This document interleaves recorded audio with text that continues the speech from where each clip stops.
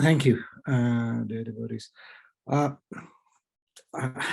wanted to sort of reach out and thank everybody for joining our weekly sessions. It's like mining. What is it? I think it's mining gold, or in a seam. I think it's called a seam of gold. In fact, it's not gold. It's a seam of nectar every week that helps to, enliven the heart and inspire us all.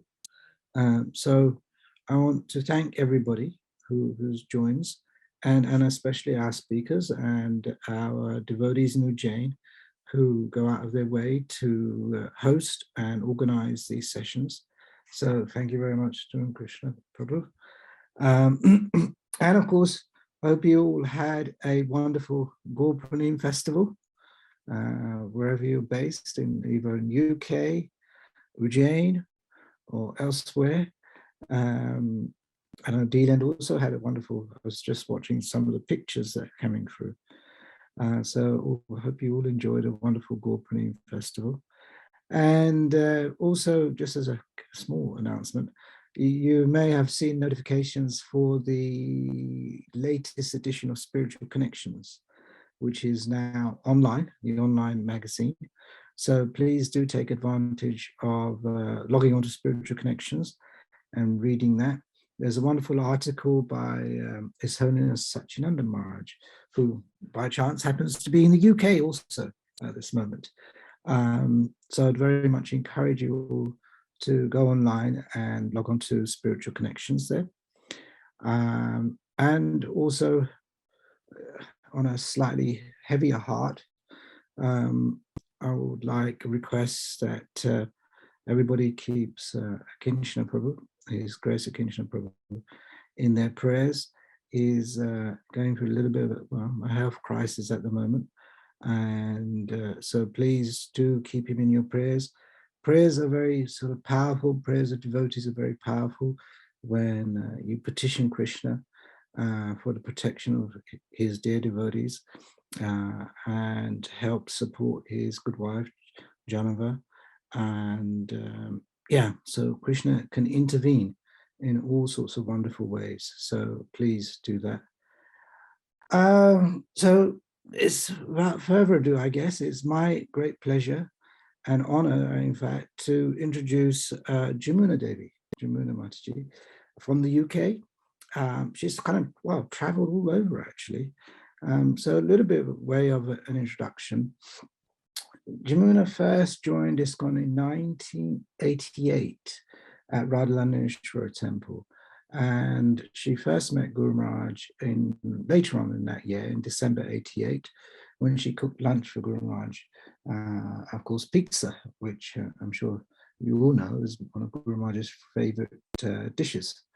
And Jamuna was initiated on Lord Nrsingadev's appearance day in New Mayapur. And I had the good fortune of being there. I have to maybe find a picture when I was there. I was doing 4 rounds a day, which Jamuna encouraged me to do. And then she took Brahmin initiation at Radhalaneshwara in 89. So just in a matter of months, in fact, later. Guru Maharaj frequently stayed at their house in the 1990s when he was in London. And Jamuna had the good fortune of being able to cook for him and many cakes when he used to come and stay. Jamuna is very learned in which she has it's almost a profession, a skill. She took the city and guilds qualification in cake decorating, sugar craft skills, and she used that to good effect in making a Vyas Puja cake in 1995, which is the Vyas Puja was held in Italy then, in Madalago. And the theme, it was basically about the Guru Astakam prayers, right? So again, we'll have to try and get a picture. It's an amazing cake, actually, right? Then Jamuna frequently traveled throughout Europe in the 1990s and in India in 1991. In 2008, Jamuna spent several months in Ujjain. So many of the Ujjain devotees may remember that Guru Maharaj requested Jamuna to sort of train basically the ladies there in cake decorating and cake making. And she made cakes for Lord Nityananda's appearance day, Gaur Pranim, like that. And I think another thing that comes to mind, Jamuna, yeah, she's a practicing naturopath.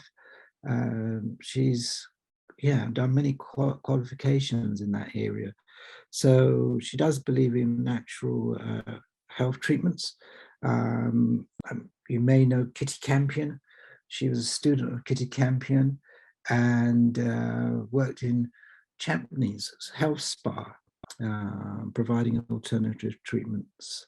So yes, so that's a very sort of brief and undoubtedly does not do justice to many of Jamuna's qualities. So I will hand over to Jamuna. Thank you very much.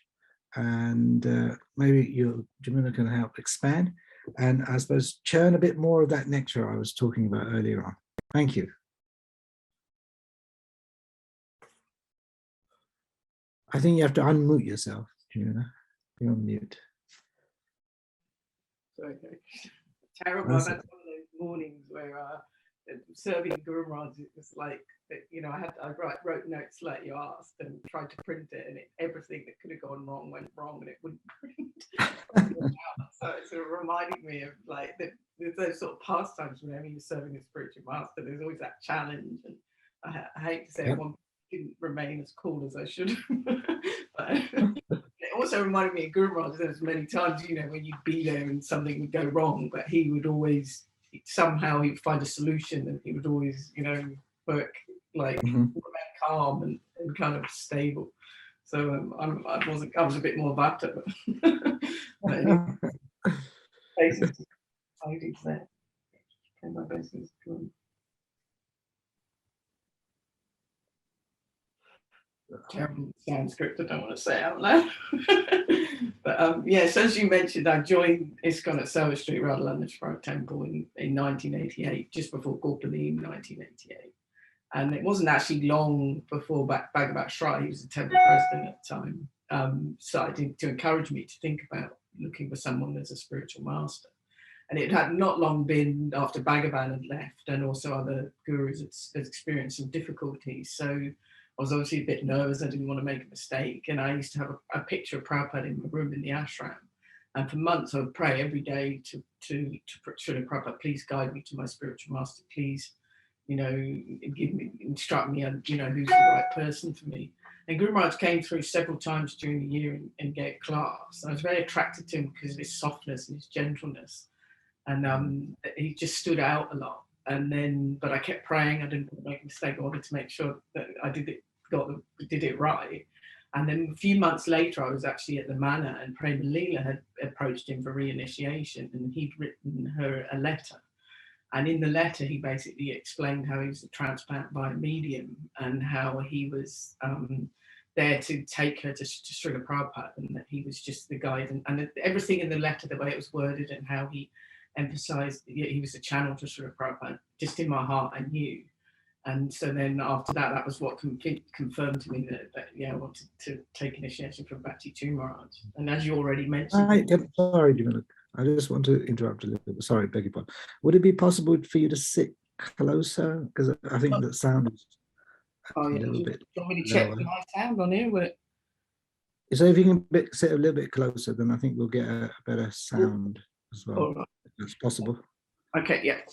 Is that better? Can you see me? Yeah, that's good. Okay. Is that better? Thank you. Oh, yeah, that's brilliant. Thank you. Yeah. So then he came through in December, and of course it was the Christmas marathon at the time, and there wasn't very many devotees at Soho Street at that point. I think he'd not been initiated maybe a year and a half, 2 years, so there weren't very many devotees that were aspiring for him anyway, and those that were out on the Christmas marathon. So I got to actually cook for him all by myself. And like you mentioned, I made pizza.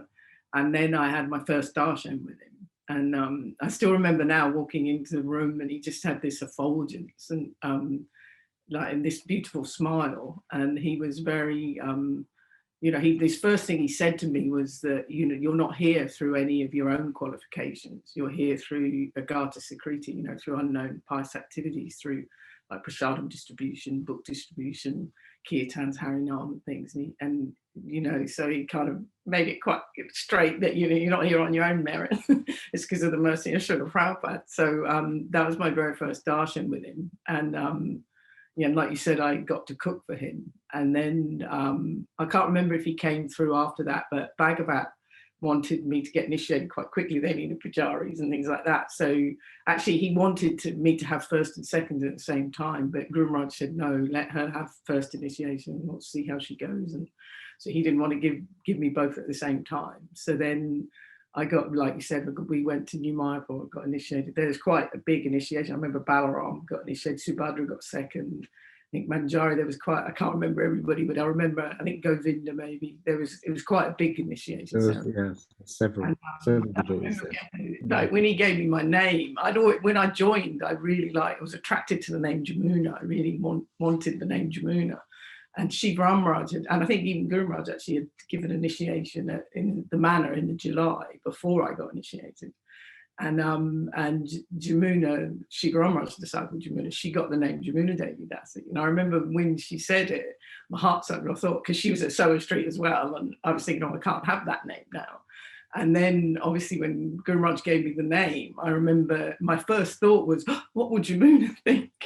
And I got up and I walked away, and I forgot to pay my obeisances to Guru Maharaj. And I was walking to pay them to Srila Prabhupada. And Guru Maharaj just started laughing, and his shoulders would bob up and down. And Jamuna, you forgot to pay your obeisances to your spiritual master.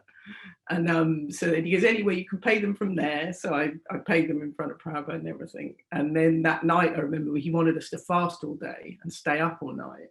And I must have got to about 2 in the morning. So I was sitting there trying to chant my japa, falling asleep, and like, how you kind of.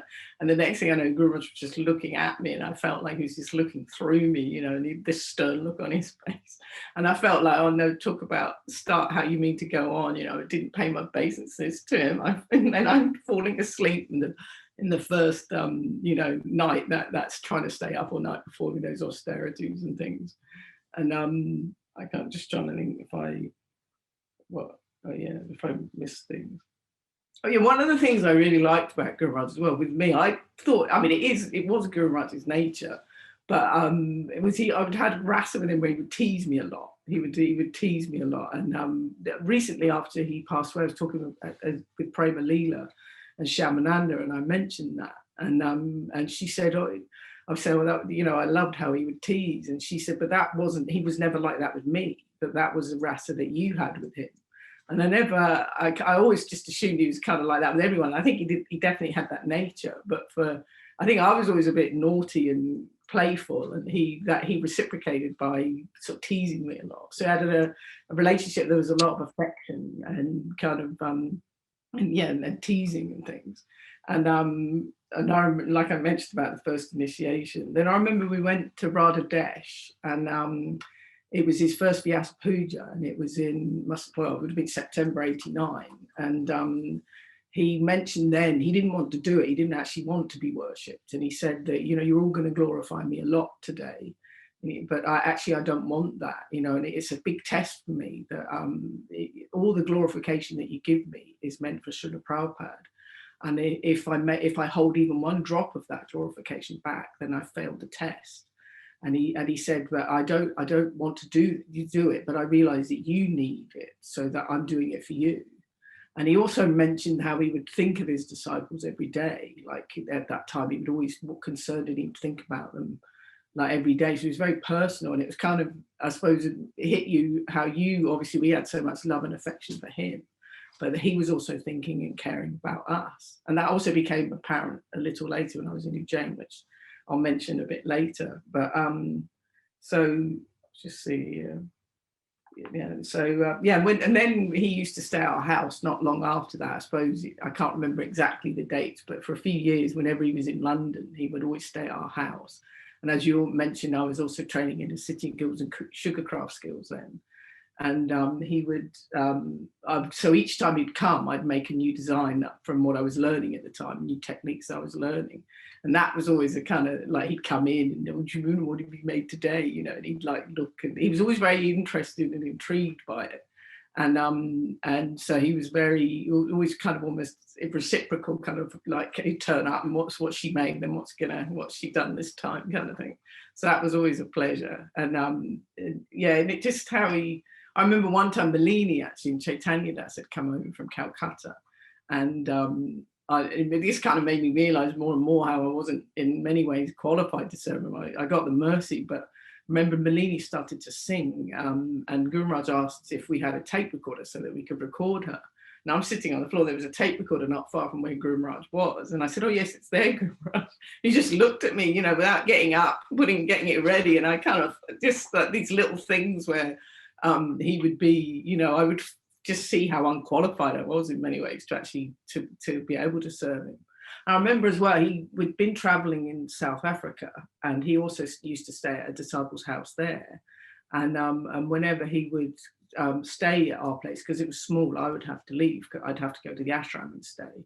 And after one time, he just came back from South Africa, and he said he was always really concerned that I had to leave whenever he would come to stay. But of course, for me, it was like, Guru Maharaj is coming. I wanted him there, you know, get to cook and do his laundry and just have his association. So I was really happy. I didn't mind. I was young. It was quite easy to kind of go to the ashram for a few days. But he said that in South Africa, where the God brother and, you know, our disciples who stayed with there, that she also had to leave, that they had a small place, and his wife also had to leave. And he said eventually she would also leave with other sannyasis were traveling through, and that they would stay at the place, so she couldn't stay there quite often. So then Guru Maharaj said they eventually built an annex for her so that she had her own place. And he said actually it's very important for a woman to have her personal space to put her things, and when she has a place to put her things, then her mind is very peaceful. I mean, since then, I suppose I've learned that a bit, but at the time, I didn't mind anyway. And obviously, it was, you know, an honor to have Guru Maharaj stay and be able to, you know, get to serve him and cook for him and stuff. So let's just see if I miss. So yeah, the cakes. And then when you mentioned the Vyasa Puja cake in Italy, it was like at the time, I guess it was kind of a big thing because it was quite new doing those kind of cakes. But now, you know, a lot of devotees are doing them, and even more expert than me. I was Sue Devi, for example. She's amazing, her cake decorating, the detail, kind of. But at that time, I think it was quite new.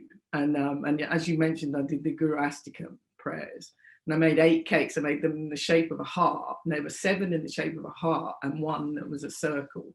And I took about 6 weeks doing all the decorations in Italy. I went on in ahead, and I made Guru Maharaj to go on each cake, and then, you know, like Mahaprabhu Kirtanya Nitya Gita, so I had the devotees on Harinam, and each verse would be different devotees. So I made loads of sugar figures, and most of it was all sugar, arti tray, and, you know, and the deities of Gaurnitan, I think Radha Krishna, everything all out sugar. But back then it was very new, so I think that was part of the reason why Guru Maharaj was taken aback. But and also he said it was like a work of art. He didn't want to cut it, so he left it all day. It was a Sunday, so he left it for the Sunday feast guests to see. And then he distributed it in the evening. And I remember he called me up, and I'm dyslexic and I'm terrible with Sanskrit and verses. Like each cake had the verse written in Sanskrit. Someone else had done it for me on little sugar scrolls and written in a gold sugar pen. And that was on each cake, each verse. But I couldn't remember the translations, and I'm terrible because of the dyslexia. So I didn't really remember it. He wanted me to explain the cake. So he got me up on the stage and everything, and, you know, Jamuna, you know, can you tell us about the cake? So I quickly just went through what I could remember, and then the heart cakes were facing in, and then the round cake was slightly higher, and that had Guru Maharaj, you know, the last verse. So I said, that's the topmost cake, Guru Maharaj, and that's you on the top. So he took the sugar form of him and he gave it to me, and then, you know, he gave me that. And I did keep it for ages, and I know there's a couple of devotees that still have 1 or 2 figures now, even to this day, but But obviously I think I moved to New Zealand, like you mentioned, to study naturopathy and herbal medicine, and mine got melted and got wet and melted, and that's how my one finished and stuff. But and then after that, we would travel with him to India. You were on that trip as well with Radhika, and we all travelled around with Brajarani, and there was a lot of us. I think Premalila and Shamananda were there, and we travelled around with him. We were in Mayapur for most of the time. I think it was his Vyasa Puja actually, again in Mayapur. And then we went on the bus to Bhubaneswar and Jagannath Puri. We stopped off at Kirchur Govinath Temple. And I remember during that period, he was giving classes, I can't remember on what, but some classes, some seminar each day. And on the trip, he said, I'm going to give you all a test at the end of this. And again, because of my dyslexia and we're traveling, and also I hadn't done my degree then, so I wasn't so sort of skilled at knowing how to relearn and retain information. So I was getting more and more nervous. I couldn't sleep. There was a few of us that were a little bit like that. And it got back to Guru Maharaj that we were like nervous about, this exam and not passing. And the next day he brought it up. He said, oh, it's got back to me that some of you are nervous about the test. And then he looked at me, and it's that kind of thing where, like I said, about how he teased me, and he said, Jamuna, if you had to do a test on cakes, you'd pass the test, and he gave me a big smile. And then we went to Bhubaneswar to the restaurant, and we went round the back, and they showed us how to carve the carrots out of, like, to make roses out of the carrots and flowers out of carrots. And again, he looked at me, he goes, Jamuna, do you think you could make those? Like these little carrots out of the roses out of the carrots and things. And then we went to Puri, and that's when we got caught swimming with Radhika and Brajarani. We nearly drowned. And then it got back to Guru Maharaj again, that we'd got, I think it was a couple of days, because the Radhika and Brajarani got saved, didn't they? And that got back to Guru Maharaj. I think he was not so pleased with us. But then he flew back to Mayapur. He didn't get the bus back, and I think we flew back. And when we got back to Mayapur, I then was sleeping under a fan, and I got a chest infection because I'm asthmatic, and I had to go to Calcutta to get antibiotics and to get treatment. And then Guru Maharaj became very concerned about my asthma, so he actually arranged to get me a kavacha. And I remember I had to put it on my right arm, and I had to put it on a Tuesday or a Saturday morning. And I had to chant these mantras to wear it, and I wasn't allowed near tamarind or newborn babies. And but it would just, I put it on and everything, and it really did. I did notice a difference. It seemed to really help my asthma. But then within a week or so, it just vanished. It just, I wouldn't feel it. It just suddenly disappeared. So he actually got me it 3 times. And on the 3rd time, I actually had it on a big chain, like on my arm, so that it wouldn't fall off. And again, it just vanished. And you'd think on a chain, you'd feel it if it disappeared. And I didn't notice it had gone. And then Guru Maharaj said, oh, okay, you don't have the karma. You have to just suffer the asthma. You haven't got the karma for it. So he didn't get me another one, unfortunately. And then we went to Vrindavan. And that was my first trip to India as well. And I'd never been to Vrindavan and everything. And I was very eager to want to go and see some of the, the Darshana and different temples. And he asked us about it. Then I remember me and Prema Leela, we didn't hear anything that we were going to go, he was going to arrange for us. And so we went down to Lloyd's Bazaar, and we were in the shops looking at saris. And then the next thing we know, we got a message, Guru Maharaj is waiting for you. And he'd made an arrangement to go to somewhere, so on a trip, and the taxis were all there. We had to get a rickshaw and rush back. And then Guru Maharaj, Jamuna, where have you been? And he was like really heavy with me. And I remember again, I was trying to defend myself. Oh, but Guru Maharaj, and like argue back. And then I suddenly caught myself what I was doing. And I stopped. Oh, sorry, Guru Maharaj. He goes, anyway, get in the car. So there was a few times where, and I'm making pizzas in Mayapur for the GBC. I remember he got heavy with me. I can't remember. I did something wrong. I used to have to cook for the GBC for a bit. And then I came back to England, and I got unwell again about a year later, and he actually paid. He was really concerned about me, and he paid for me to go back to Mayapur. And I was in Mayapur for a while, and he got me to make the Mongaladi sweets for Radha Madhava and things. And again, when I was traveling with him in Wiesbaden, that was kind of how I got into natural medicines, because I had problems in my own health and I was unable to have children and things. And at one point when it was really bad, I was in a lot of pain. And I remember him telling me that you're not this body. And that if you chant properly and you really take shelter, that you will be able to detach yourself from the pain and separate yourself from the pain. So, and one time I was in Wiesbaden, lying on the floor in agony, and I did what he said. Really took shelter of my rounds and focused, and I actually did feel myself separate from the pain. It was only that one time I was able to do it, but it did work. But it also made me realize Guru Maharaj understood that, and he was already in many ways able to do those things in suffering, separate from it and detach from it and stuff. So it definitely taught me, the realization that, you aren't this body. It gave a kind of, to separate from it was kind of an interesting, especially, through the Maha Mantra and stuff. So yeah, I mean, how did how did that work then? Well, yeah, I'm trying to delve into that a bit more. So how do you kind of separate, almost seeing yourself separate, different from the pain? Your body's going. Mantra. It was through the chanting, he said, to do it, to really hear.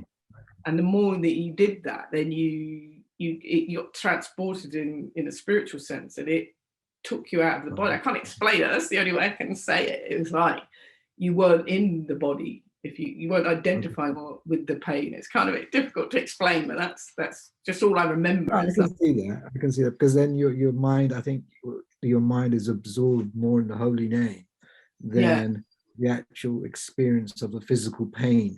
Yeah. Maybe it was also kind of like you were observing it, but you weren't part of it. It's kind of interesting. So you feel it, but you were separate from it. Which is kind of what you said as well. Because like I said, I only was able to do it that one time. I tried many times and it wasn't quite so easy. So I'm just trying to think where, hang on a minute. It's amazing I write these notes. So I did the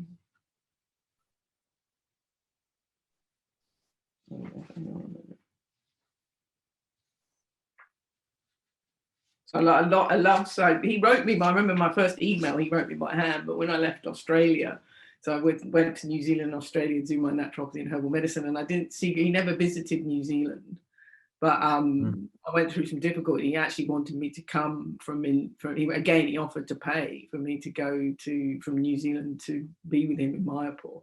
But at the time I was studying my naturopathy, and I kind of thought I wanted to just finish the naturopathy. But lately, especially with the way the world's gone, part of me has been thinking I should have just gone and taken shelter and been with him. And now in retrospect, you look back and I definitely feel there's times when I could have taken more advantage than I did. And I do hold regret for that, and think that I should have just gone and been with him and let go. But you can look back in retrospect. So this year, I was in New Zealand, Australia. I was away for about 10 years. And he came to Australia. If you met my niece, I remember my brother's daughter, she was about 1. And I was holding her, and he came to Sydney Temple, and he looked at me, and he looked at her, and he looked at me, and he looked at her, and I goes, "Oh, it's my brother's Guru Maharaj." He goes, "Oh, I see." And he was like, "Where is he?" He wanted to meet my brother, but my brother hadn't come. But he met my niece. But then I went to Thailand to work in a health spa there, Kamalaya, and I was there doing juice fasting detox retreat. And then from there I went to Jane, like you mentioned. I spent several months there, and I decided I wanted to write. I was going to research and everything. Of course, you get to Jane and there was no internet. I couldn't really write. But Guru Maharaj decided he wanted me to teach the devotees cake decorating, but I didn't have any equipment. I didn't have any ingredients, so it became a whole thing. But then I made the Nityananda's cake for Lord Nityananda's appearance day, and he came in regularly. We were making sugar roses, and I remember Radharani was there, and she made a big rose, but it was kind of would flop. And Guru Maharaj came in, and he was looking, "Who made this one?" He was laughing. Radharani, Guru Maharaj. And then I picked up a real rose, and I said, "Oh, I made this one, Guru Maharaj." He goes, "Oh, so you think you're Krishna?" Oh, that just reminded me of another thing. When he was the last time he stayed with us in England,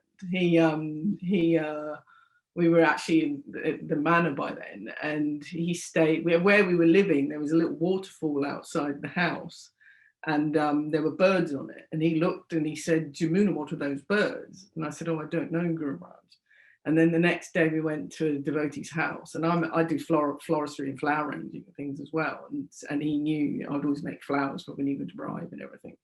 And there was this bush outside the house, these flowers on it. And he goes, Jamuna, what are these flowers? And I'm like, I don't know, Guru Maharaj. And then on the way back, there was a big green, it's still there, I don't know what it is, big green like tower on the way back on the 841 towards Garston direction. And he said, Jamuna, what's that tower? And I said, oh, I don't know, Guru Maharaj. And then I said, the disciple's supposed to be a fool in front of the spiritual master, but I am a fool. And he said, no, you're just blissfully engaged in Krishna's service. So again, there was that kind of, like I say, that affection and that teasing. So when I was in Ujjain, again, that was that kind of thing that he'd come in and look at the cakes. And when my first darshan, when I arrived in Ujjain, computers and things were starting to get a bit bigger and everything. I got my first Apple Mac, but I kind of wanted an iPhone, but I didn't have one yet. And for some reason, when I was in my darshan with him, he picked up his phone to make a call. And I made a comment because he had a little Apple iPhone. And he goes, what's that? And I just said something about the phone. He goes, oh, would you like it? And I said, oh, it's okay, Guru. He said, I'll give it to you. So then, and then he went away. He had to go away for a couple of weeks. And he said, when I come back, then I'll give it to you. And then a couple of weeks later, he came back. And he saw me. I was in the outside chanting in the grounds, and he called me over. He said, Jamuna, and he said, how are you doing? It's a little chat and everything. And then he said, you don't need the phone now, do you? And I said, no, Guru Maharaj, it's okay. He's okay. So he kind of, said he wasn't going to give it to me. But then I'd actually helped sponsor the Lord Nityananda's feast. And it was actually my birthday the next day. And it somehow got back to Guru Maharaj that I'd given some donation to help with the feast. And then he arranged for one god sister to make me a cake for my birthday. And it was on the Sunday, so it was a Sunday feast. And he introduced me in front of everybody at the Sunday feast, and in Hindi. I don't know what, to this day, I don't know what he said. He was speaking in Hindi and everything, but he introduced me to this, as his disciple and everything. He offered me this cake, and then he gave me a little gold bag, and in the bag was his iPhone. I've still got it here. I recharged it, and it's still got the photo that, hang on a minute, that he had on it. I've knocked it now. Hang on a sec. I don't know how to turn. It's changed. I wanted to show the photo, but there was all videos and things that he had on it, all it, like Prabhupada and everything. And so it was all, it's exactly the same as how it was when he. But I can't see a picture of Prabhupada. There was a picture of Prabhupada, and I kept the screensaver the same. So this is Guru Maharaj's phone he gave you? Yeah, and these are all his photos of Prabhupada on. I don't know if you can see, but I kept, yeah. And then there's also videos of Srila Prabhupada on there as well. So that was, so I got a luck. I'll never let go of that. That's his phone. So he gave it to me and he was laughing. I mean, I remember again, me making mistakes and never being, in a sense, good enough to kind of serve him. I was like going to cut the cake, and instead of thinking of Guru Maharaj to give him the first piece as a little kid, and he was sort of grinning at me and smiling at me, and I got distracted. Would you like a piece of cake? And then someone went, Guru Maharaj, and I realized, so again, I kind of wasn't, but again, felt not qualified. Guru Maharaj is here and he's done all this for me, and I can't even remember to offer him the first piece of cake, so I felt again inside like, well, once I realized what I'd done. And then we had to make the cakes for Lord Gorpanim, and he wanted me to do 4 cakes for the deities and also for Lord Jagannath.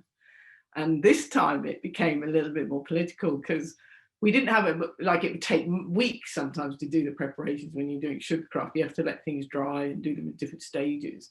And so Guru Maharaj gave us a room to make the cakes, and it had a big glass window. And I'd been trained as a pujari at Sower Street. So, it was very strict. No one should see the offering before it was offered to the deity. But the devotees there, I suppose it's kind of new and unique and everything. They'd pop in and look in at the window to see what we were doing. And then one other god sister, I forget her name, she was getting really stressed. They're not supposed to be seeing it. And it became a whole thing. And there was no sink in the room. I remember we were doing butter icing, and we had, you know, in Ujjain, how they don't have the soap, you use the ash to wash. So we had butter icing and piping bags with no sink and a bucket of water.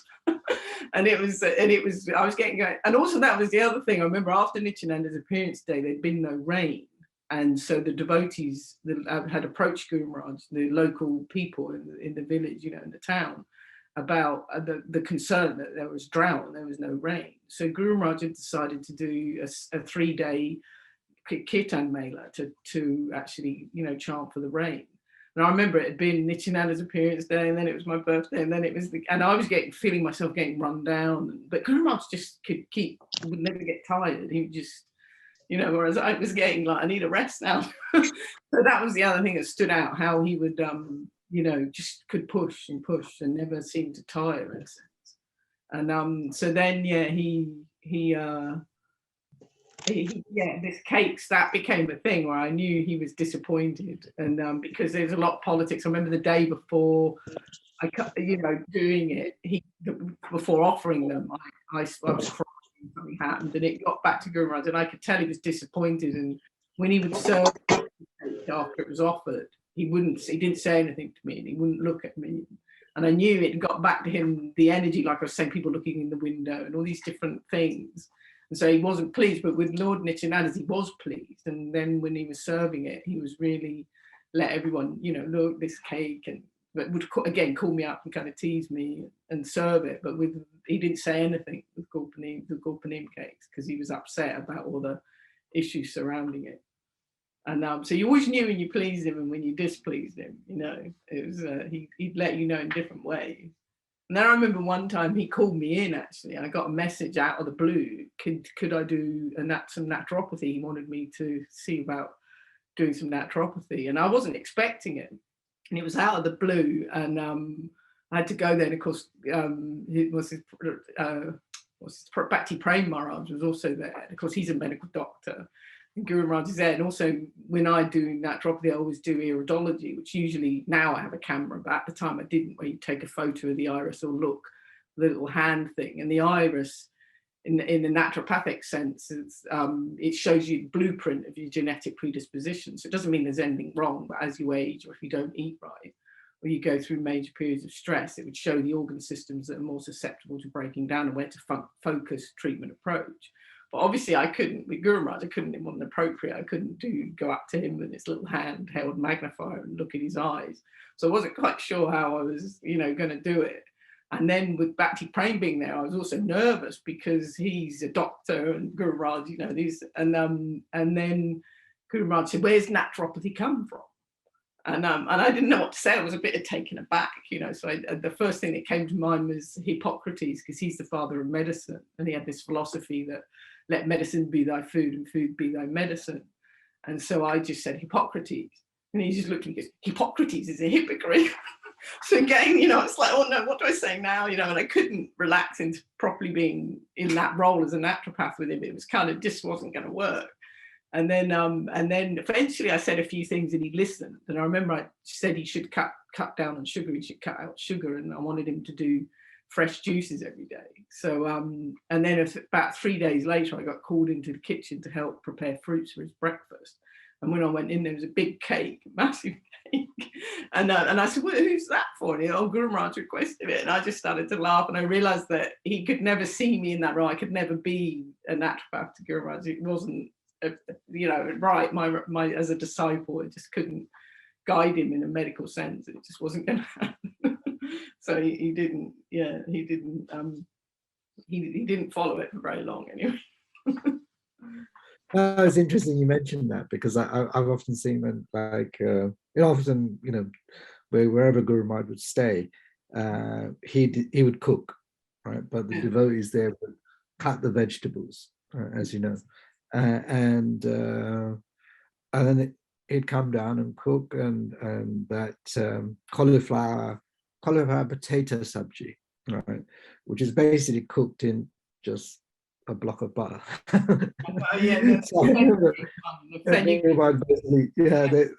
they put half the block in, and then he'd like, yeah, and the rest kind of thing. And I think there was this, again, this doctor in the kitchen, and she was kind of advising, Guru, I don't think that much butter is good for you, or that much salt is good for you. And then I think, slowly she got the idea that, well, Guru Maharaj was beyond that. And really he kind of taught me the fenugreek with a whole block of butter, the fenugreek and tomatoes and curd. And I used to make it a lot, but then I OD'd on it one time. I made it for a feast, and I ate so much, but I haven't made it since. I don't know if I can remember the name. That also reminds me of the sweet rice story as well. Like when I first joined, one devotee taught me how to make it for the feast, like huge amount, for the devotees for the feast. And then when I started to cook for the deities, Sarvamangala taught me how to make a small amount. And I liked making it a small amount, actually. And it's kind of easier in a sense. And for about 3-4 months, I was meditating. I want to make Guru Maharaj sweet rice. I want to make Guru Maharaj sweet rice. And then we got the message that he was coming, but he was going to come from the manor. We had to get the train from the manor from Soho Street to the manor. And we got there quite late. And I had this milk that I was going to use. But then we got the message Guru Maharaj was arriving at 1. And I must have got there about 11 o'clock, and then obviously I had to take a shower and get ready and everything, and it takes at least an hour and a half for the milk to boil down to make it. So I didn't have time really for it to be prepared on time. So they ended up using it to make curd. And then we got another message that Guru Maharaj's flight was delayed and that he was coming about 4 o'clock. So it meant I had time, but suddenly I didn't have the milk. And it was about October. And I just had like a sari and a choli and everything. And someone said, just run to the local shop. There used to be one in Lechmore Heath back then. So I ran to the shop. They just sold the last pint. So the lady said, there's a farm up the road. If you go up the road, you can get the milk. About 15 minutes up there, And I started to walk, and I didn't know where I was going. And then I thought, I'll just have to leave it. And this man who'd been in the shop came out, and he said, did you get the milk? And I said, I don't know where I'm going. He goes, hop in, I'll give you a lift. And it would have been about 15 minutes one way. It would have been like 45 minutes. But anyway, he gave me a lift. I got the milk, got back, made the sweet rice. And then he had a whole feast and everything, and the sweet rice. And then he said, who made the sweet rice? And they said, Jamuna made the sweet rice. He goes, very nice sweet rice. And then this went on for a week, every day. Who made that sweet rice again? And Jamuna made the sweet rice. Very nice sweet rice. And this would happen every day. And then a month later, devotee went over to Radha Desh, and Guru Maharaj said, who made that sweet rice again? And actually the devotee, he was the one who taught me how to make it, in a big quantities. And Guru Maharaj, and they said, well, actually, I taught her how to make it, Guru Maharaj. And he goes, well, in the end, the disciple usually surpasses the guru. Something along those lines, he said. And then years later, I was telling a story at the Belfast temple, and Shiva Maharaj was there at the time. He popped his head in. Who made that sweet rice? I'd made it again. But I thought, when I thought about it later, I actually thought that it was because of me meditating on it for so long that I'd put that energy, that devotion into wanting to make it. It's just sweet rice. But I'd been thinking about it every day and wanting to make it for Guru Maharaj. And I feel that that's what he could sense. It wasn't the sweet rice itself. It was the energy of me wanting to make it. And that was the other thing. When I went to leave the game, sorry. Oh. Your eagerness to make the sweet rice for Guru Maharaj. Yeah. And when I went to leave with Jane, when my visa was about to run, that's when I came back to England. And my mum had said to me, the whole of the time that I'd been in Australia, I was in Australia for about 5 years. She said, I used to worry about you all the time. And she said, but since you've been in Ujjain, I never worried about you. And you'd think as a mum, in India, she'd be more worried about you than in Australia. And then when I went in, I had my first darshan with Guru, my darshan with him before I left. He said, I used to worry about you all the time when you were in Australia. But since you've been here in Ujjain, I haven't had to worry about you. So, and again, it just touched my heart how, we think of Guru Maharaj every day, but who am I for Guru Maharaj to think or to care or to worry about, So he was, yeah. And one of the things I liked about him as well is how he was really shrewd and fast.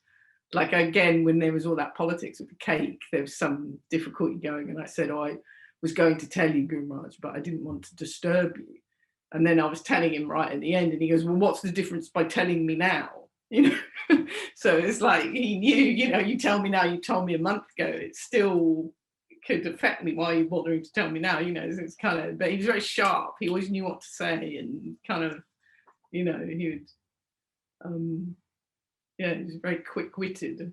Like a bit like Prabhupada, actually, with like history to Kitty, often talking about Srila Prabhupada, and he would have quite quick, witty answers. Okay, I mean, let me. I took the liberty of from, this is Vyas Puja book from 1996. Right. Hopefully you can see that. So yeah. In here, Jamuna wrote an offering, and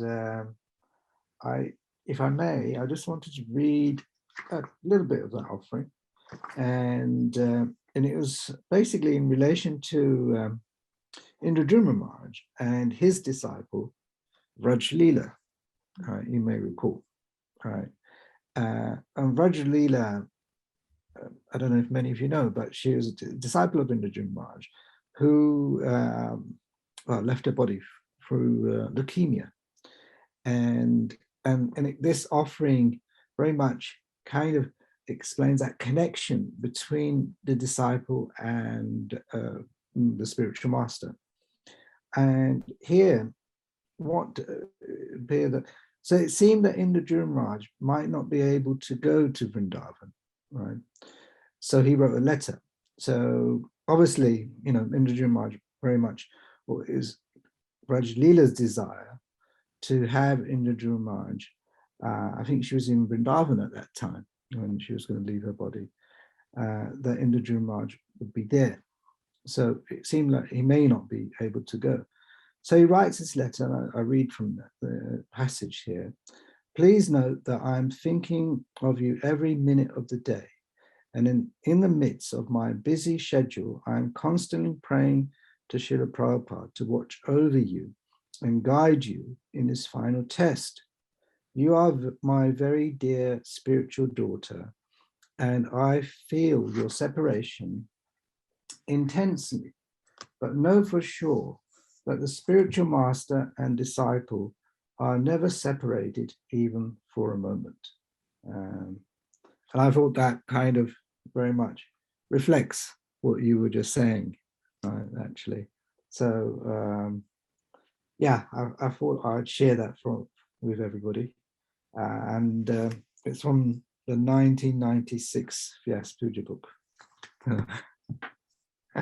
That was the other thing I suppose I was thinking as well, was when I was preparing, you know, to do this, that sort of one of the things that became apparent was how Guru Maharaj was loving. And I listened to him just the other day talking about love, and what love was a quality that remains with the soul, and love is a quality of the heart, but that love unites you and hate divides you, and that the nature of the soul is to look for love. And the material world, the way they look for love is through exploitation.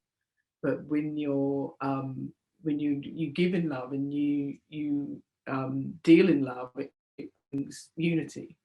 And that was right. The nature quality of the soul, was to but that, what it made me think about was that's how Guru Maharaj would deal with me, was very lovingly, and it was that love that kind of bound the attachment. But also how exemplary it was, that if we can all act in that way, then it, you know, conflict goes, you know, the unity's there. And even in the last couple of years with the pandemic, the nature of the material world you see, it's created a lot of divide, but it's all based on that negative energy, that low vibration kind of. Sure. Was always, no, I remember I heard a story, you know, where they were losing the New York temple, and Guru Maharaj was advised to try and help save it.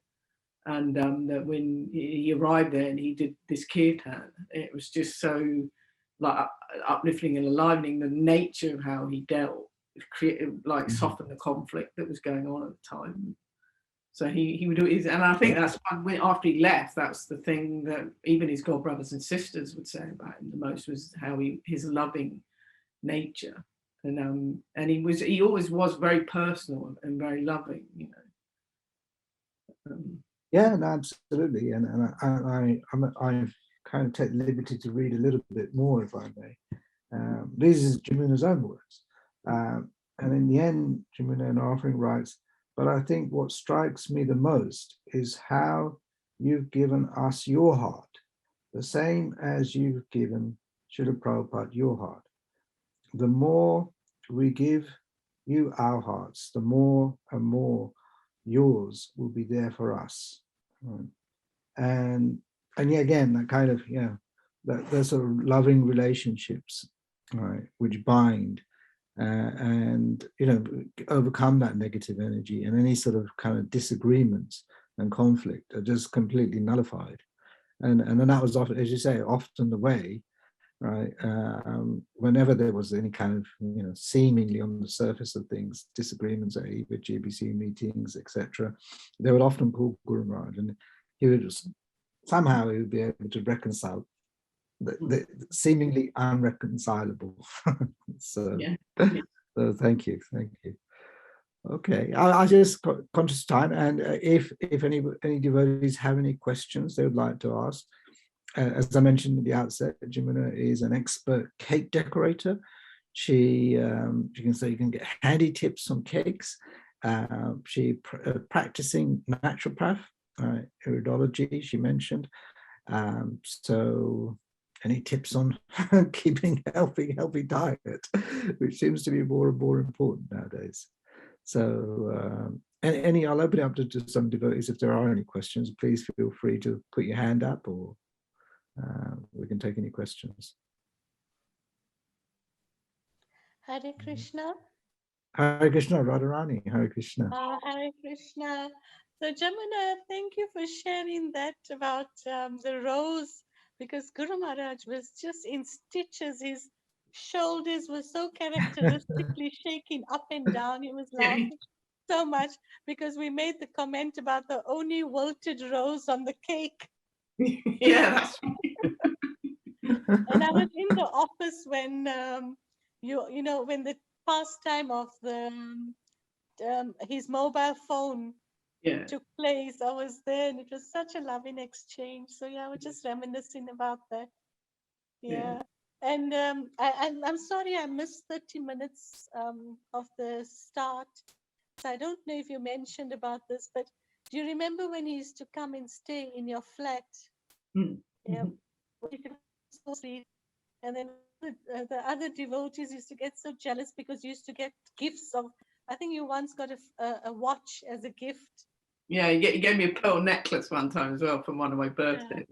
And when you got the watch, all the other disciples were saying that we are so lucky that Guru Maharaj gives us gifts and everything, because the spiritual master doesn't do that. And I think Guru Maharaj was the one who started the birthday celebration with the cakes as well. Yeah. So thank you so much for that, Jamuna. You're welcome, Radharani. Hope to see you soon in Ujjain. I want to come. Yeah, sure. It would be lovely to have you here. We have to talk. One thing I was going to ask, Gaura Hari, do you do these recordings? Are they uploaded? Like, there's a couple I missed. I'd really like to listen to. Is there any way to listen? Yeah, these are recorded. Today's session is recorded, and then in the next few days they'll be uploaded onto YouTube, and then we'll post a link to the YouTube video as well. So it's permanently there on YouTube.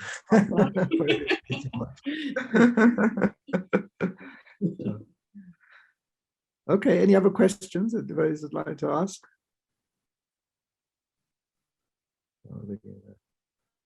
We can get off lightly then. Good.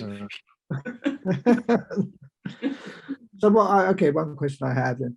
I mean, so how do you you mentioned about relationship and the matter of the heart, and how do you sort of maintain that connection now going forward? I mean, obviously, for all of us, losing Guru Maharaj was very abrupt, and it was a real shock. And even now, looking at the video before you started it, I still get very emotional. I find, even preparing for this, you delve in and you take shelter of him. You can easily become very emotional, very tearful, and thinking of the loss of his physical form. but obviously it's just always remembering thing that sort of becomes apparent is remembering his instruction, but also listening to him, you know, through like the YouTube classes and hearing him sing, and that's one way for me. Whenever but when I've really taken shelter, like I've found that since he's left, there've been times when something might have come up and I've really prayed to him, but prayed to him with that sincerity. And I definitely felt him come in that kind of, you know, the spiritual sense. He's there, you can feel his strength. But it's very much when you're in a sincerity, like you really pray in a certain mood, then I really feel that he comes, you know. It's maintaining that mood. but yeah, obviously through his instructions, through reading, following what he wanted, you know, and things that he always sorry, Guru Maharaj must have wrote lots of letters to you. Yeah, it's funny because, like I said, the first one he wrote, I wrote by hand, and he wrote by hand. And when I left Australia, I didn't know that I was going to leave, and I left things there because I was going to work in Thailand, and I only had 2 suitcases I could take with me. And then from there, I went from Thailand to Ujjain, and then from Ujjain back to England. So half of my stuff's still Australian. I lament to this day that letter's in Australia. I tried to get it back, but the friend who was looking after, I remember that, you know, looking after my things, he's moved. I can't get hold of him to see if I can get things back. But I do remember writing, because I'm dyslexic, and I can't, I'm spelling and punctuating, things like that. It's terrible. Before the computers, I used to have to write letter by hand, you know, it'd take me ages. And I wrote one, and in the end, what I would do is write it and then rewrite it, because I'd try and make it neater. Thing. But this particular one, it was taking too long. It was a really long letter. And I thought, if I don't send it now, I'm never going to send it. And I just sent it to Guru Maharaj as it was. Guru Maharaj, Jamuna's English is really quite something. But anyway, she says, that's what he said. But yeah, he definitely, again, I got a few, like, he rang me when I had COVID, before he got COVID. We went to, you know, the temple to the funeral, and I contracted it there. And it was really weird, like how it affected my lung. And he got back to him that I was sick with COVID, and he rang me. And again, it was out of the blue. And I remember, and he's sort of laughing on the phone. But he was very personal, and you know, lots of surprises and things like that. And he wrote to me like one last time before just that I was happy, you know, you kind of happy that you're engaged in Christian consciousness and kind of, you know, doing your service, that kind of thing. That was the last email that I got. I actually wrote to him about another devotee, Ramadevi, you know, his god sister, who I got word that she, just around COVID, just before COVID, she got a brain tumor. And I was really concerned, because she was, you know, she was so devoted. She's given her whole life making outfits and sewing. I'd been at Solar Street and offered outfits when she'd made them for the deities and things. And I was thinking, you know, that why would Krishna put her through that kind of suffering? Because also the brain tumor, out of any kind of cancer, it feels as if it would be one of the worst types that you can get. And I asked Guru Maharaj, that was one of the last questions I asked him. And he said that sometimes Krishna puts us through this suffering so that we let go of all attachment, and, you know, we go back to Godhead. But ironically enough, she actually went into regression and with the cancer, and she came out. I mean, she passed away a few months later, actually from COVID. But he passed away a few weeks, you know, later. So it's like when I'm approaching him, thinking he's going to be here forever and that she would go, and actually he ended up, you know. But yeah, it was interesting. Yeah, I mean, you know, Ramadevi, Guru Maharaj's god sister, she moved to Mayapur. She was a, you know, seamstress, made lots of outfits for Radhalaneshwara and Radha Gokulananda, and then more lately in Mayapur. And yeah, she left on the day, because one of the Asta Sakhis in you know, her service, eternal service, is also as a seamstress in the spiritual world. And Ramadevi left her body on the appearance day of that Sakhi, that Gopi.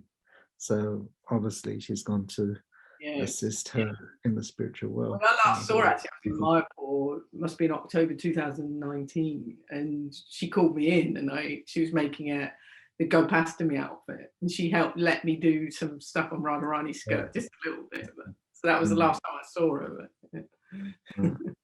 Wonderful, wonderful. Okay, thank you very much for your time. Thank you. And thank you once again, dear devotees. Accept my obeisances. And